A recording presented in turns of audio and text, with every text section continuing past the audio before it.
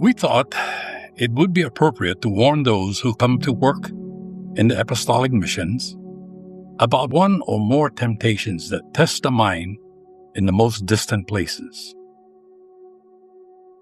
At times, God may test the faithfulness of His creation. Other times, when the devil, or rather nature, incited by this evil spirit, can no longer prevent the missionary's journey. It often places doubts before their eyes about the little success they will have in places of their mission.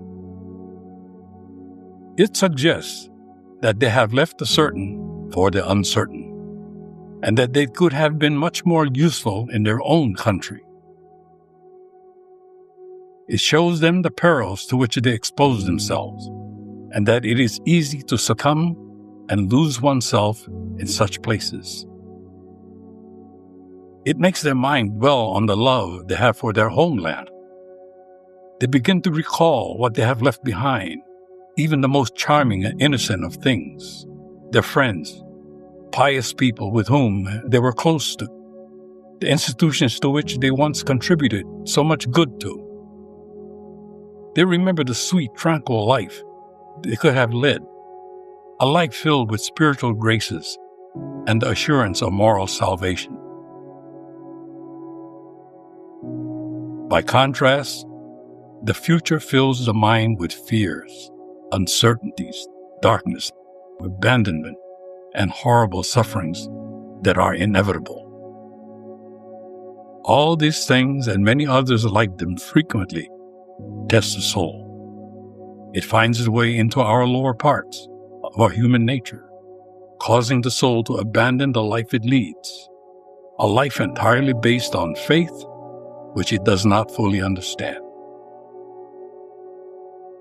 However, the soul that is enlightened will recognize three ways of resisting these temptations.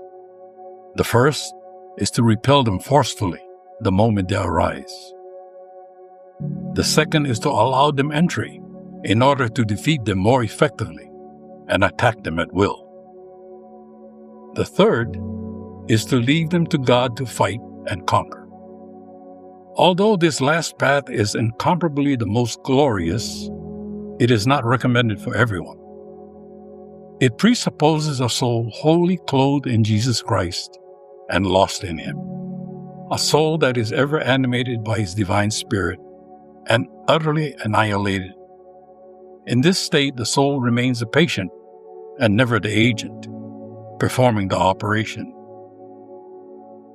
Each soul must choose, according to the grace they have received, which of these three paths is best suited for them.